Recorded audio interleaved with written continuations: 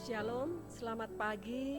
Kita bersyukur kepada Tuhan bahwasanya kasih setianya sampai pada pagi ini diberikan kepada kita semua. Dan pada pagi ini kita akan merenungkan firman Tuhan yang berjudul penurutan kepada Roh Suci. Peperangan yang hebat sepanjang zaman adalah peperangan yang dilakukan oleh Roh Suci kepada diri kita sendiri. Roh Suci bekerja dengan cara yang sederhana, terdapat di dalam Yohanes 3 ayat 8. Apabila Roh Suci mulai bekerja dalam diri kita, Ia hendak mengerjakan di dalam diri kita apa yang Ia inginkan. Tetapi karena sifat daging kita sehingga kita melawan pekerjaan roh tersebut. Keduanya sangat bertentangan dan hal tersebut terdapat di dalam Galatia 5 ayat 17, yaitu sebab keinginan daging berlawanan dengan keinginan roh. Seorang yang hidup di dalam daging tidak dapat merasakan kebutuhannya akan seorang juru selamat.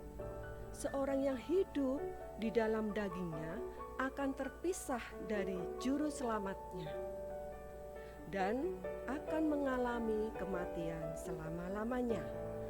Roh Suci tidak akan melakukan kuasanya kepada kita apabila kita masih hidup di dalam daging.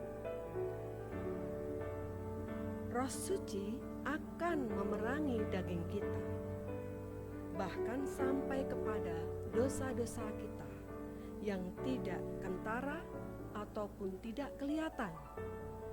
Roh Suci akan menuntun kita ke dalam seluruh kebenaran. Kebenaran tidak boleh dipermainkan, karena kebenaran itu berasal dari Tuhan. Manusia yang bersifat daging tidak dapat memahami kebenaran. Oleh sebab itu, barang siapa yang punya sifat tinggi hati, ia tidak bisa menemukan kebenaran itu. Barang siapa merasa sombong oleh karena pengetahuannya tentang Alkitab, ia hanya akan dapat menangkap bunyi kata-kata yang ditulis dalam Alkitab dari permukaannya saja, tetapi ia tidak akan sampai kepada kebenaran itu. Menyatakan kebenaran adalah pekerjaan Roh Suci. Semata-mata dan Roh Suci tidak dapat menyatakan kepada orang yang merasa dirinya pandai.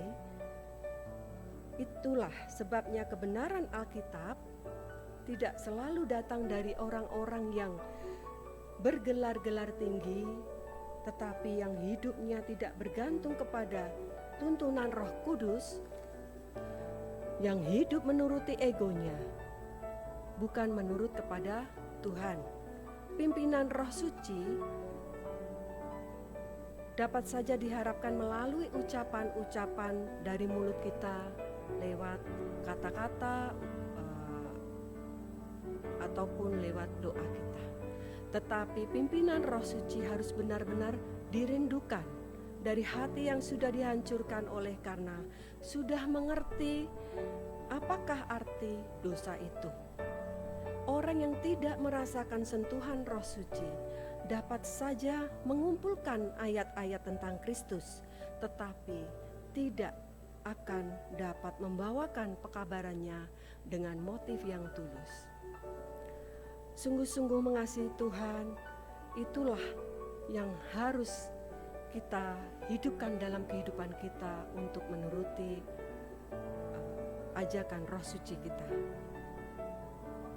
Di dalam Galatia 6 ayat 3 disebutkan bahwa sebab kalau seorang menyangka bahwa ia berarti bahwa ia sama sekali, padahal ia sama sekali tidak berarti, ia menipu dirinya sendiri. Di mana dosa tidak diinsafi, mustahil juru selamat dapat dirindukan. Tanpa adanya juru selamat, dosa tidak dapat dikalahkan. Penghambat bagi pekerjaan Roh Suci adalah anggapan bahwa diri kita ini sudah berarti, sudah penting, dan diri kita ini patut dipandang ataupun dipuji.